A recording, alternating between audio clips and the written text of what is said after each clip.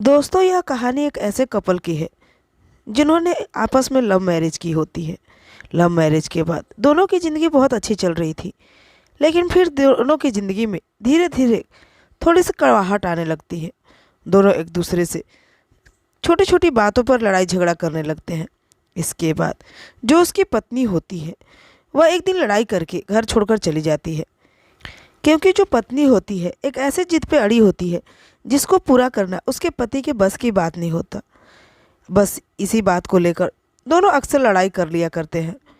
दोस्तों, जो दुल्हन थी आखिर कौन सी बात अपने पति से मनवाना चाहती थी जो पति नहीं मान रहा था? इस सच्चाई को जानने के लिए आप मेरे साथ इस वीडियो में अंत तक जरूर बने रहें। वीडियो में आगे बढ़ने से पहले आप सभी से मेरा निवेदन है, अगर वीडियो पसंद आए तो एक लाइक करके चैनल को सब्सक्राइब जरूर कीजिएगा, ताकि मेरा मनोबल बढ़ा रहे और मैं आप लोगों के लिए इस तरह की कहानियाँ लेकर आती रहूं। तो चलिए चलते हैं कहानी की ओर। दोस्तों, यह कहानी दिल्ली में रहने वाली माया नाम की लड़की का है, जिसकी उम्र लगभग 16 साल थी। वह अभी 12वीं क्लास में पढ़ रही थी। माया जिस स्कूल में पढ़ाई करती है उसी स्कूल में एक लड़का भी पढ़ाई करता है, जिससे उसकी दोस्ती अच्छी खासी हो जाती है। यह दोस्ती कब प्यार में बदल जाता है इन दोनों को पता नहीं चलता। ये दोनों ही एक दूसरे को चाहने लगते हैं। दोस्तों, दोनों ही एक दूसरे को मन ही मन में चाहने लगते हैं, पर कभी दोनों ने एक दूसरे को इजहार नहीं किया। इसी तरह स्कूल का आखिरी दिन आ गया। अब इस दिन माया ने ठान लिया था कि आज वह अपने प्यार का इजहार कर देगी। मगर जैसे ही वो अपने प्यार का इजहार करने जाती है तो देखती है कि वह लड़का दोस्तों के साथ मटर गश्ती में लगा हुआ है। यह देखकर वह फिर से वापस लौट आती है और उदास मन से घर चली जाती है। अब दोनों ही अलग हो जाते हैं।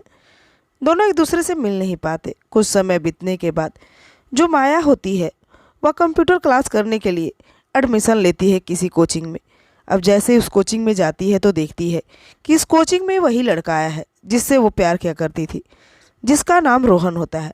अब रोहन भी वही एडमिशन ले लिया था, इसलिए दोनों मिल जाते हैं। यह देखकर माया बहुत खुश हो जाती है, क्योंकि उसे फिर से मौका मिला था अपने प्यार का इजहार करने के लिए।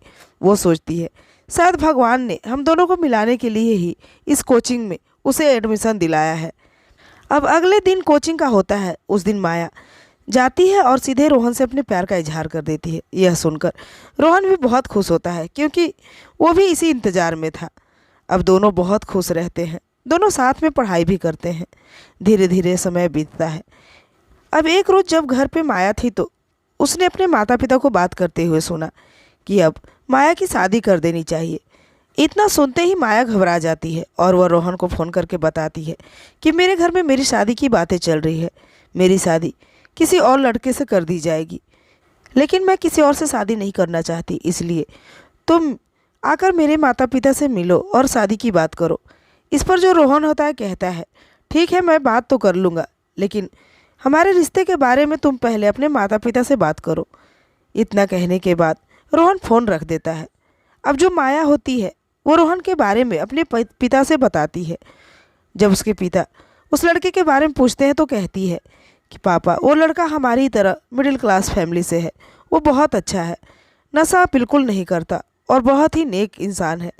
इतना सुनने के बाद उसके पिता कहते हैं, चलो ठीक है, अगर लड़का तुम्हें पसंद है तो हम राज़ी हैं। अब दोनों परिवारों की रजामंदी से दोनों की शादी हो जाती है। शादी के बाद माया अपने ससुराल चली जाती है। अब दोनों ही बहुत अच्छे तरीके से अपना जीवन यापन करते हैं। दोनों अपनी ज़िंदगी में खुश रहते हैं। एक रोज़ जो रोहन होता है कहता है, हमने इतने पढ़ाई किए, उस पढ़ाई का क्या मतलब जब हम दोनों घर पे ही बैठे हैं, और हमारी ज़िंदगी भी बदतर हो जाएगी अगर हम इस तरह से रहे तो। हम कोई काम करेंगे तो हमारी ज़िंदगी अच्छी हो जाएगी। इतना सुनने के बाद माया कहती है, हाँ आप तो ठीक बोल रहे हो, हमें कोई ना कोई काम तो करना ही होगा। अब इस बात को लेकर अगली सुबह रोहन होता है जो वो बाहर निकलता है और काम ढूंढने लगता है। तभी उसे एक कंपनी में कंप्यूटर पे काम मिल जाता है। जो रोहन होता है वह अपनी पत्नी के काम के लिए भी वहाँ बात करता है, क्योंकि दोनों ने ही कंप्यूटर का कोर्स किया हुआ था, तो दोनों को ही उस कंपनी में कंप्यूटर पे काम मिल जाता है। अब दोनों घर से ही काम करने जाते हैं कंपनी में, साथ जाते हैं और साथ आते हैं। कंपनी तो बहुत दूर था, जाने में उनका काफ़ी समय निकल जाता था। यही सोचकर एक रोज़ रोहन अपने माता पिता से बात की कि हम कहीं नज़दीक में ही कंपनी के रूम लेकर रहना चाहते हैं। इतना सुनने के बाद उसके माता पिता कहते हैं, ठीक है, तुम लोग वहीं रूम लेकर रह लो, ताकि तुम्हारा समय भी बच जाए और तुम अच्छे से काम पे जा सको। अब जो रोहन होता है वह कंपनी के आसपास में ही किराए का कमरा ले लेता है और वहीं पे अपनी पत्नी के साथ रहने लगता है। अब माया और रोहन दोनों ही वहीं से अपने काम पे जाते हैं और वापस लौटकर घर जल्दी ही आ जाते हैं। अब दोनों की ज़िंदगी इस तरह चलती रहती है। दोनों बहुत खुश रहते हैं। मगर जो माया होती है उसके सपने ही अजीब होते हैं। वो रोहन से कहती है, मुझे विदेश जाने का बड़ा शौक़ है, तुम मुझे एक बार विदेश घुमा दो, मैं देखना चाहती हूँ कि वहाँ के लोग कैसे हैं। इतना सुनने के बाद जो रोहन होता है कहता है, ठीक है बाबा, मैं तुम्हें विदेश घुमा दूंगा, लेकिन पहले कुछ पैसे तो हम कमा लें। पैसे कमाने के बाद कुछ इकट्ठे पैसे हो जाएंगे तो हम चलेंगे विदेश घूमने। इतना सुनने के बाद माया खुश हो जाती है और कहती है, ठीक है। अब दोनों ही अपने अपने कामों में लग जाते हैं और पैसे इकट्ठे करने के चक्कर में पड़ जाते हैं। मगर पहले से ही रोहन कुछ कर्ज ले बैठा था, जिसे भरने के लिए उसे दिन रात मेहनत करना पड़ रहा था और उन पैसों से ही वो कर्जा भरा करता है। अब इधर जो माया होती है वो इस तरह की परेशान पति को देखकर और भी दुखी हो जाती है और सोचती है, पता नहीं ये तो कर्जा भरने में ही सारे पैसे गंवा देंगे, हम विदेश कब जाएंगे। यही सोच सोच कर अंदर अंदर वो दुखी रहती है। अब एक रोज़ अपने पति से कहती है, मुझे नहीं लगता कि आप मुझे विदेश घुमा पाएंगे, क्योंकि हमारे पास उतने पैसे होंगे ही नहीं कि हम विदेश जाएंगे। यह सुनने के बाद रोहन कहता है, नहीं, हर वक्त ऐसा ही नहीं रहेगा, एक दिन हमारे पास भी पैसे होंगे जब हम विदेश की यात्रा करेंगे। इस बात को लेकर दोनों में थोड़ी सी बहस होती है और दोनों एक दूसरे से रूठकर चुपचाप सो जाते हैं। अगली सुबह उठकर दोनों काम पे चले जाते हैं और इस तरह अब हर रोज़ दोनों में थोड़ी बहुत लड़ाई झगड़ा शुरू हो जाती है। इसी तरह समय बीतता रहता है।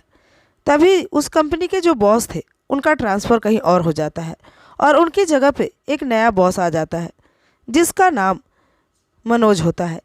मनोज जो होता है वो माया को देखता है तो देखता रह जाता है, क्योंकि माया बहुत ही खूबसूरत थी।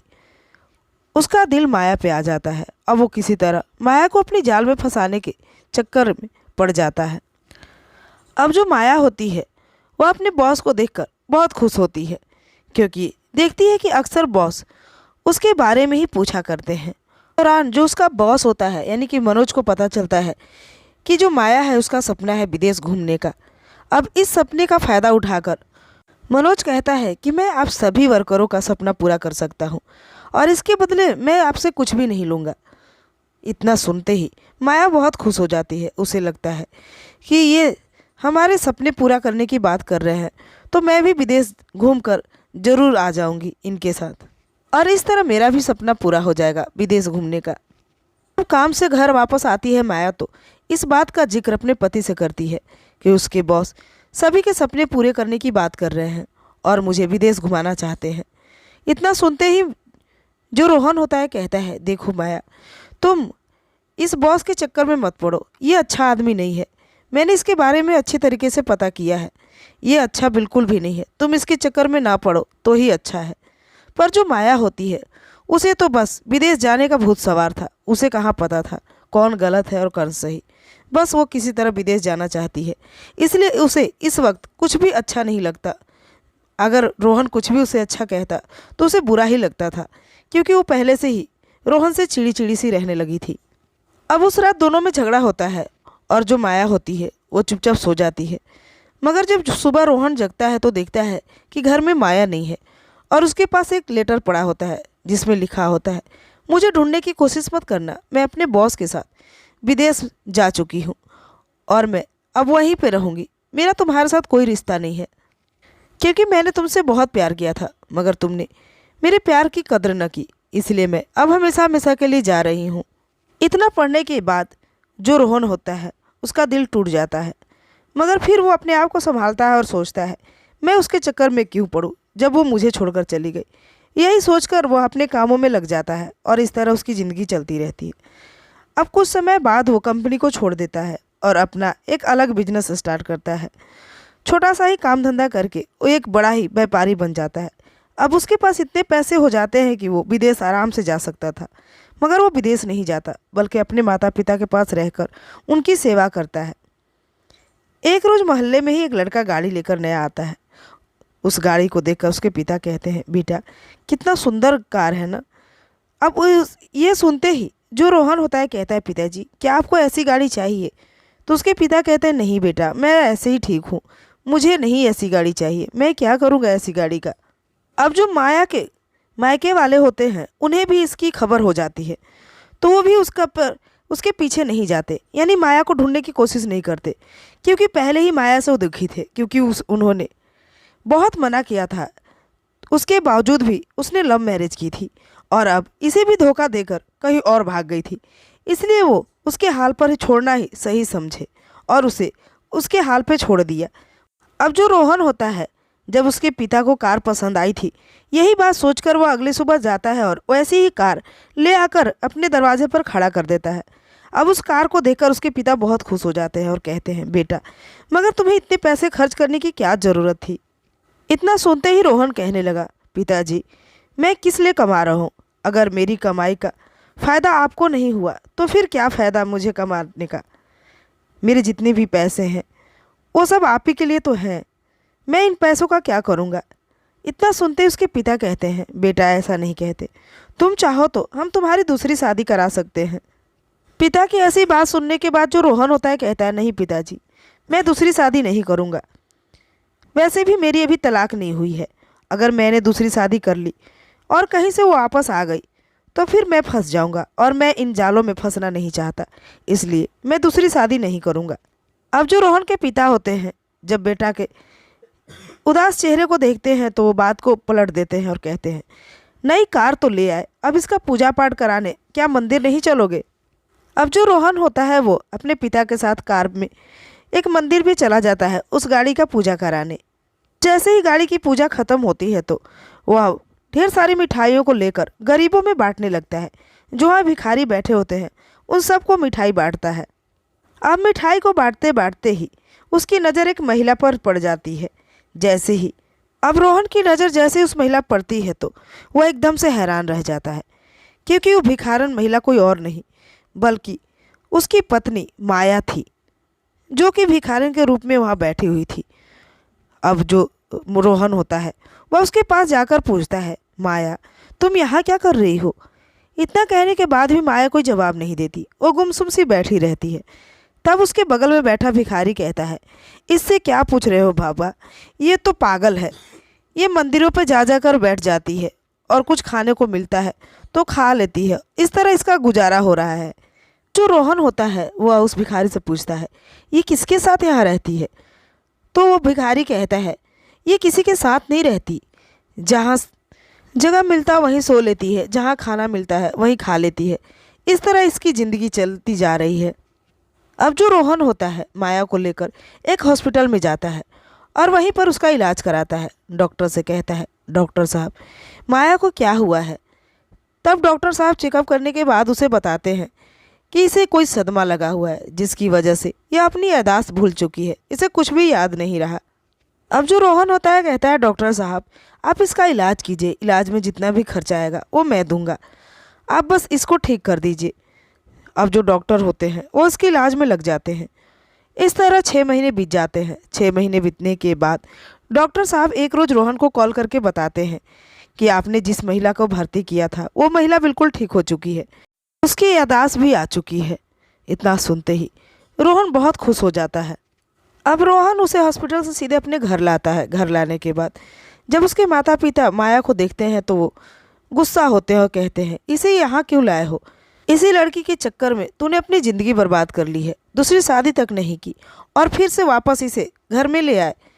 तब जो रोहन होता है पूरी कहानी बताता है कि इसकी याददाश्त चली गई थी और ये मंदिरों में भीख मांगा करती थी। इतना सुनते ही उसके माता पिता के दिल में दया आ जाती है और वो चुपचाप अपने घर में उसे रख लेते हैं। उसके बाद उसके माता पिता को भी वहीं बुला लिया जाता है। अब जब माया के माता पिता घर आते हैं तो उससे पूछते हैं कि बेटा ऐसा क्या हुआ जो तुम भिखारन बन गई और भीख मांगने लगी मंदिरों में? अपने माता पिता को माया बताती है कि कैसे वो बॉस के चक्कर में आ गई थी और अपने पति को छोड़कर उसके साथ चली गई थी। अब जो उसका बॉस था उसका गलत फ़ायदा उठाना चाहता था और इस बात को जैसे वो जानती है तो वहाँ से भाग जाती है। और भागकर जैसे ही वो अपने घर आने की कोशिश करती है तभी उसका एक्सीडेंट हो जाता है और ये बेहोश हो जाती है। जब उसे होश आता है तो वो एक हॉस्पिटल में रहती है। अब इतना सुनने के बाद जो रोहन होता है उसे समझ में आ जाता है कि माया के साथ क्या हुआ होगा, इसलिए वो उसे माफ़ कर देता है और अपने घर वालों से भी कहता है कि इसे कुछ भी ना कहा जाए, इसे अपने घर में रख लिया जाए और सभी लोग इसे माफ़ कर दें। अब जो माया होती है अपने पति के साथ ही रहने लगती है। दोनों बहुत खुश होते हैं और धीरे धीरे इस तरह से समय बीतता है। कुछ समय बाद जो रोहन होता है उसे विदेश ले जाता है और वहीं अपने प्यार भरे पल को गुजारते हैं दोनों। उसके बाद वो वापस लौट आते हैं और अपने घर अपने माता पिता के साथ रहने लगते हैं। इस तरह उनकी ज़िंदगी खुशी खुशी बीतती रहती है। अब जो माया होती है कुछ समय के बाद एक प्यारे से बच्चे को जन्म देती है। अब उसके घर में एक और नया सदस्य आ चुका था। अब इनकी ज़िंदगी और खुशियों से भर जाती है। दोस्तों, ये थी आज की कहानी। कहानी पसंद आई हो तो वीडियो को लाइक करके चैनल को सब्सक्राइब जरूर कीजिएगा। तो आज के लिए इतना ही, मिलती हूँ अगले वीडियो में। तब तक के लिए बाय।